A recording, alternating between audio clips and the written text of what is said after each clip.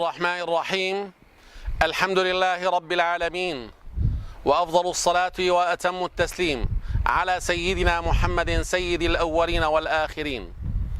إن صح الحديث فهو مذهبي، كلمة قالها، عبارة قالها الإمام أحمد، وقالها الإمام الشافعي، وقالها غيرهما من الأئمة الأعلام رحمهم الله تبارك وتعالى.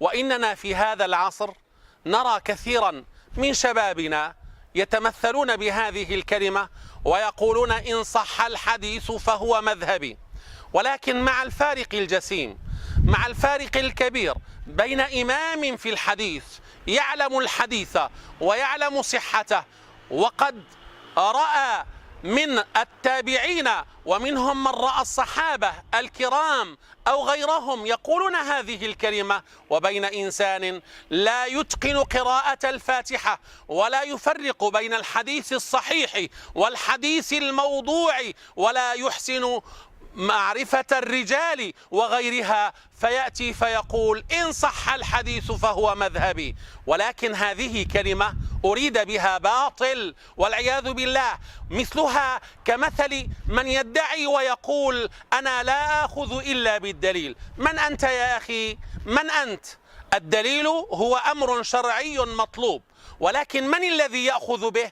هو الذي يعرف أحكام الشريعة وأصول الاستنباط ويعلم أصول الفقه وإلى غير ما هنالك، فيأخذ بالدليل. إذ أنه لو وردتك آية من كتاب الله تبارك وتعالى وهي منسوخة وأنت لا تعلم الناسخ من المنسوخ، كآية مثلا نسخت حكما وبقيت تلاوة، فلو أن إنسانا جاءك بها وأعملت الدليل، فهل هذه دعوة صحيحة وأنت لا تعلم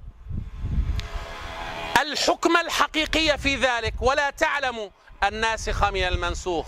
مثلا ربنا تبارك وتعالى لما حرم الخمر حرمه على مراتب، فذكره في إحدى الآيات وتتخذون منه رزقا حسنا، رزقا حسنا، وهنا امتدح المال المجني من التجارة في الخمر.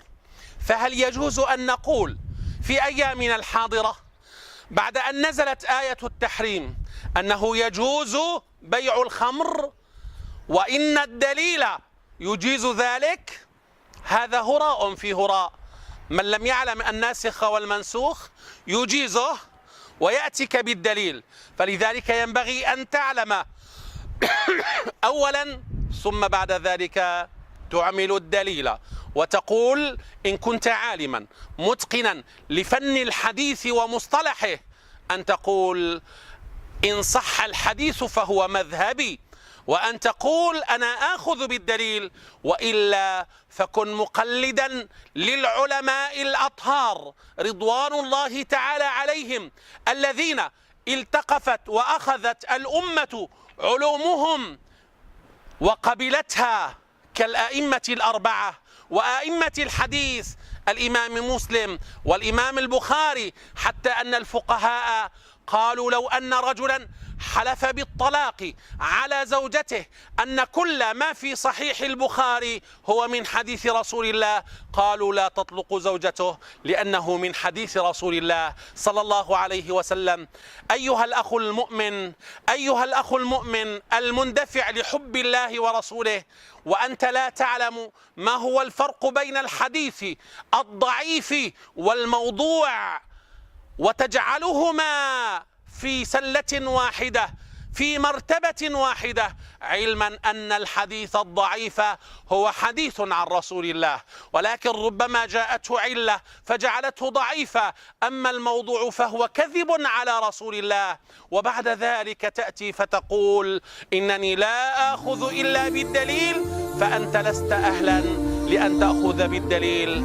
هذه كلمة حق أريد بها باطل، فلا تكن من الذين أعمى الله بصيرتهم، بل إنما اتبع أولئك الأئمة الذين أخذت الأمة عنهم رضوان الله تعالى عنهم. هداك الله وأصلحك إلى ما فيه الخير.